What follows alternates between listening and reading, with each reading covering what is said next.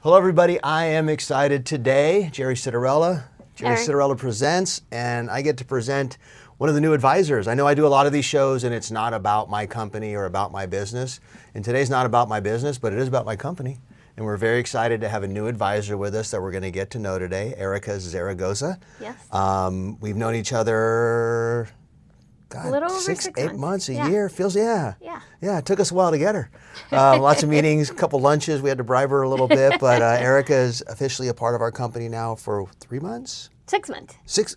Okay, Yeah. then I've known you longer Time than goes. 6 months because It's true. okay. So, been with us about 6 months. We're finally introducing you to the world. So we're here to educate, inspire, and enlighten. Today we're going to enlighten you all things Erica and inspire her or inspire you to use her for all your things financial planning. That's So right. Erica, thank you for becoming a part of Prosperitas Thank Financial. you for that warm introduction. Thank you Yeah. for having me. You're welcome.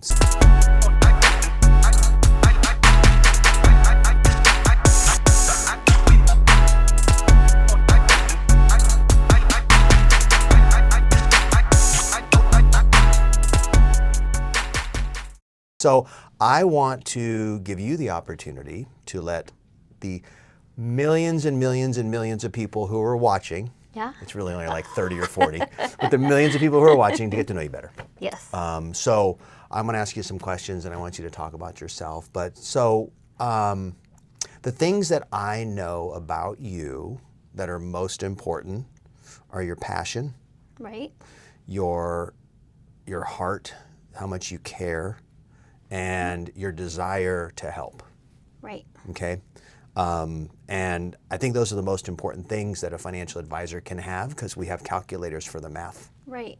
Yeah. And when we were talking to you, and trying to get you as part of the company, I've turned down 2 people that wanted to come work with us. Just, I don't think they're the right people. I don't think they're the right fit. So I think more importantly than anything else, I just want people to understand, and I will give you a chance to talk, that who you are is what's most important at your core. That I think is the reason we wanted you to be a part of Prosperitas Financial, and we truly appreciate that. Right. Yeah. So that's something that I know comes from history and family and experiences in life. And you were a teacher, and we're going to get into all that. But I just want to say we're very excited to have you here. Thank you so much. Let's go back in time. Yeah.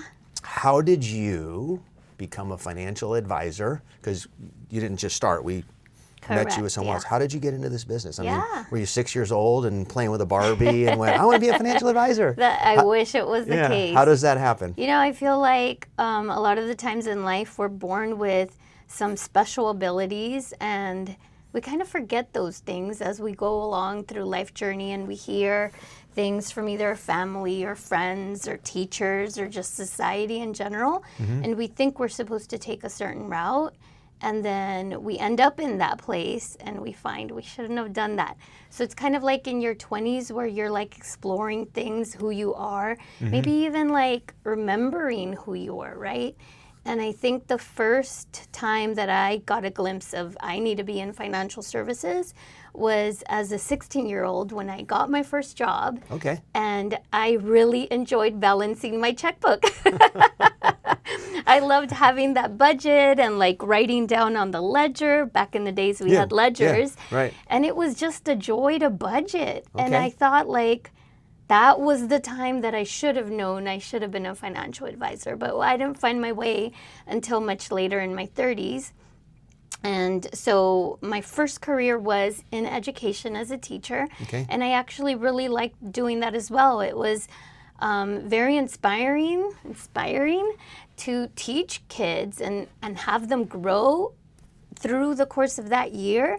And so I really enjoyed working with people, my students, clients, students, and teaching them something. But I always had it in the back of my mind, like I should have done something in finance. Something in finance. Yeah, and Okay. it's that thing where we have to go back and try to remember what our abilities are. And maybe it'll help us find the purpose and the meaning of what we're supposed to do.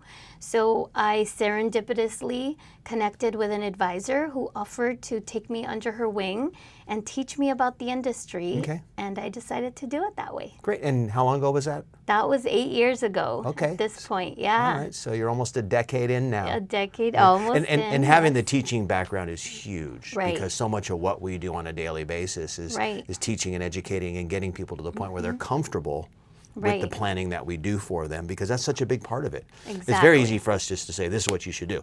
Right. But if they're not comfortable and don't have a clear understanding of it, and I'm sure you get the same thing. I get a lot of clients that come to me from other advisors and say, I just have no idea what I'm doing or why. Right. And that always bothers me. I can look at it, true. and if it's an amazing plan, It's true. it's still not the right plan if the person doesn't have some basic general understanding of it. And I find helping them understand it through education is a big part of it. So I'm sure that really, really helps It's you. true. And I know your clients love you for that. Yeah, education is the cornerstone of everything that I do with my clients. So I want to make sure that they're understanding what we're doing, why we're doing it, how it's going to be done, so that they can go back and tell any of their friends and family, this is what I'm doing and this is why. They have that clarity of understanding. And I think my gift being a teacher is taking very complex information and just simplifying it and making it really easy to understand and digest. And I always tell my clients, like, if I'm telling you something that seems complex now, you don't have to memorize it. We'll revisit it every single time that we have a meeting to make sure that you're understanding and it's still applicable. And so we're a team. Okay. What grade did you teach? I taught high school math, middle school math, and a lot of the elementary grades, so you've done all the predominantly levels. kinder Okay. and first grade. Yeah. Oh, gee. So with your clients once in a while, do you ever just go 1, 2, 3, quiet? I don't, but I draw things out and it looks like a kindergartner drew it, but they love it. But it makes sense. It makes sense, Yeah, yes. and I appreciate that. Yeah. My drawings are very basic, and I get a lot of people that say, I understand this finally for the first time. Exactly. So A good. picture paints 1,000 words. Yeah, okay.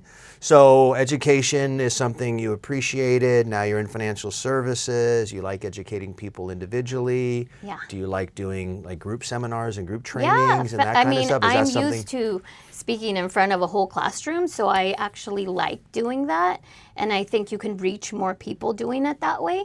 But it's always really nice to connect one-on-one with people, because I am very relationship oriented and I do get very emotionally invested in my clients. Gotcha. But you're open to having a big class and a big... Yeah, and- big class for sure. I've done Wonderful. things at community churches or seminars. Whenever people invite me, I take joy in that too. Wonderful. And I just remembered, sorry, we're filming now, but I'm going to do a senior moment.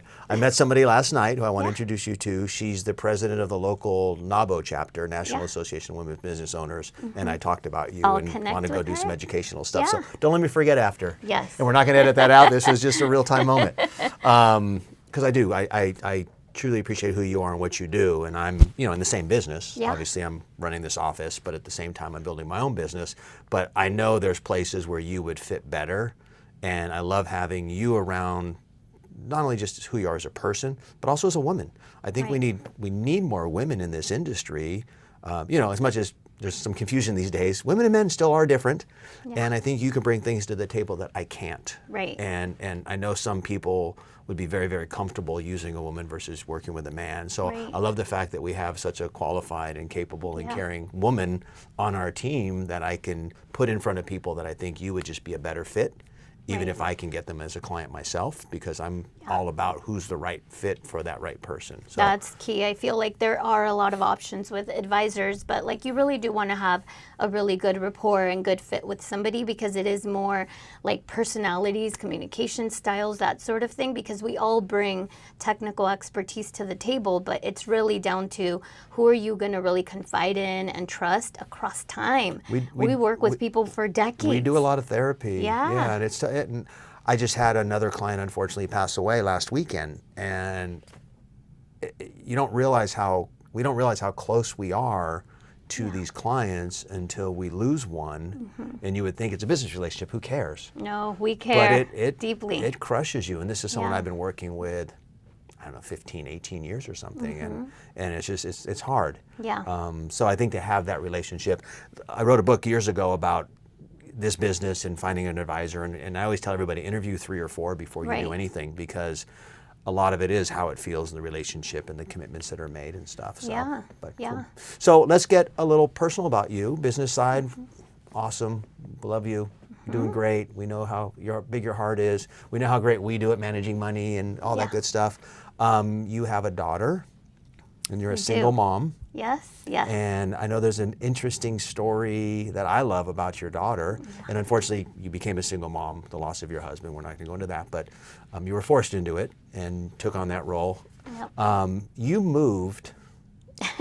I did. You moved to do what you thought was in the best interest of your daughter's future. Right, yeah. And I know the commitment you have to your daughter. So tell that story. Right. So I value family first and foremost. I value education, and I value just advancement and just keeping the curiosity open so you can keep learning.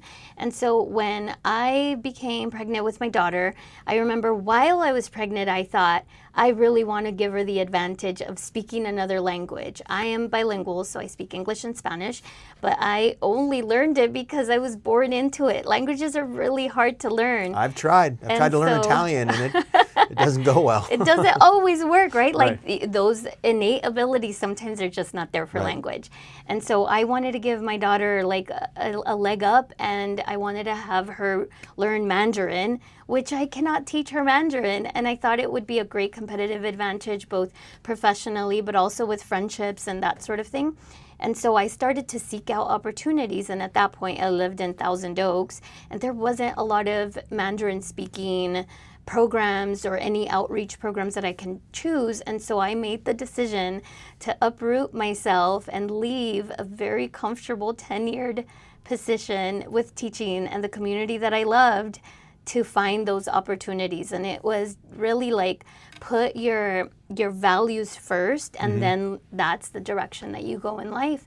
And so I looked it up, and Orange County had a couple of programs, and I decided Newport Mesa was going to be the one. So you just packed up and said, for the good of my daughter and her future, I'm going to move to Orange County. That's what life is. It's a journey. It could have been worse. You could have had, I'm not going to say any names of places that wouldn't be desirable to live because I don't want to insult anybody. But the reality is it's not so bad in Orange County. So, but that's at least a benefit. Right. But that's but great. It is a struggle. So like Yeah, as a single mom, to uproot yourself and like find a new thing in not cheap Orange County, right? Like there's a lot of challenges that go with it. And I feel like sometimes if we take the pros and cons and we make sacrifices, if it is for your values, then it's going to be the right decision. And it's worked out well for you. Yeah, I think so. I'm still here. I love it.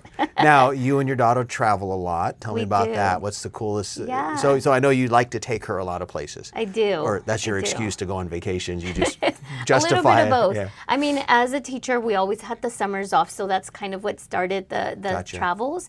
But I think it's really important, and you mentioned this, I am a widow, so I lost my spouse. And when we were dating, we would travel, him and I, all over the world. And then when he passed away, my daughter was 1.5 years. And I remember telling myself, I am going to take my daughter to travel to all the places that I visited with my husband and all the places we didn't get to go, because he will be there in spirit with us. And so I kind of just kept that going, and every year we go on an adventure. And at this point, like, it feels really good because I can look at the memory with fondness and know that his presence is with us. But in the beginning, it was really tough, really tough. Yeah. So I've taken her like over 15 countries. It's the best. Okay. So does she decide where you guys are going, or do you decide? She's 13 now. Yeah, so I met her. Now so she's at a place. She has a little bit more say, but before she was 10, I would decide. So where has she decided you guys would go? Oh my gosh, she wanted to go to Iceland. Okay. And I'm not a cold weather kind of person. I love Isn't warm. Iceland actually warm and Greenland's cold? But I wouldn't go to Greenland either. Way, okay. But yeah, so like I just choose like warm areas. So you didn't go to Iceland? Italy, Greece, like all of those things you are didn't my go jam. You didn't go to Iceland? We went to Iceland. Okay, so she you got did to it for choose her. it. And how was it? So that was amazing. I good. never would have chose it, but the glaciers were awesome. The waterfalls were awesome. The sheep, everything. Nice. Yeah. Nice. And you'll continue to do that. Now, when she goes to school, do you think she'll study abroad? Do you think she'll stay here? Oh my gosh, she doesn't want to live in the States. She begs me to go like live somewhere she's else. gone. So she's ready. She's ready. One of my daughters just went to Europe with some friends for 16 Yeah. days. She graduates from college next year, but this is her last year. And she's going to come work for me. That's the plan. Yeah. Well, as she said it, I'm going to graduate college, then come take over your business. I said, no, you get a desk in the corner. But she wants to go live in Italy for a year. Yeah. And she's working as a server, so she figures she can resort hop all across and see where our family's from and everything else. Absolutely. And I said 100%. If you can make that happen, now's the time, because once you get into the rat race, it's kind of hard. And just to be able to think quick on her feet and be proactive and budget and like just learn how to problem solve will bring so much value to this profession. So I think it's definitely a good life experience. Yeah, going into a place where you know nobody or nothing and figuring it out is huge. It builds your confidence. Huge. Yeah. Yep. Creative problem solving. Yeah. I was going to ask you a question. I just forgot what it was, but it'll come back to me in a second. So I want to wrap this up. I can talk to you all day, and I get to. We have stories for days. Yeah. Tell me what it is you're looking for in terms of people you want to help work with. Is there a specialty, a niche? Do you like retirees? Do you like young people? Yeah. Or you work with everybody? I mean, tell me what your specialty is and where you feel that you fit the best. I feel like I definitely resonate with people that are pre-retirees, 30s, 40s, 50s, that kind of area, because we connect best with people that resemble us, right? People that are going through with little kids, that are young families, that. But one, as we mentioned already, is that I feel called to is to work with widows and widowers, because I just am able to sit with them in a different capacity through my own lived experience and just be with them emotionally, because like I mentioned earlier, we have the technical skills to help them handle all of those to-do things, but really sometimes they just need to sit with somebody and know that they can lean on you when times get tough. And if you've ever gone through extreme grief, like it does feel like you have brain fog and you can't really think clearly. So it's just reassuring to not feel so alone and that you have a trusted advisor you can lean on. Wonderful. Okay. Yeah. Okay. So there's so many things I want to talk about, but I don't want this to go on for hours and hours. So let's just end it. We'll do another show. Yeah. I want to thank you. Anything you want to add, and then we'll talk about how people can reach you. Well, I would just say, if you do find yourself in that situation where you have lost somebody and you're in transition, definitely there's a lot of resources. You don't have to feel alone. You're not alone. Find your village and find the people you can trust and lean on us, because we will support you. Wonderful. Yeah. Wonderful. So you're not working in our office full time. You're local, you come in, we get to see you a lot, but how will people reach you best directly if somebody wants to reach out to you? Right into that camera We'll definitely link up my contact information, how you can book a call with me. I do most of my work virtual, so I can help anybody in the United States, but I am local here in Orange County, so sometimes if you want to just be in person, I'm a hugger, so I would love to meet you guys in person. Wonderful. Okay.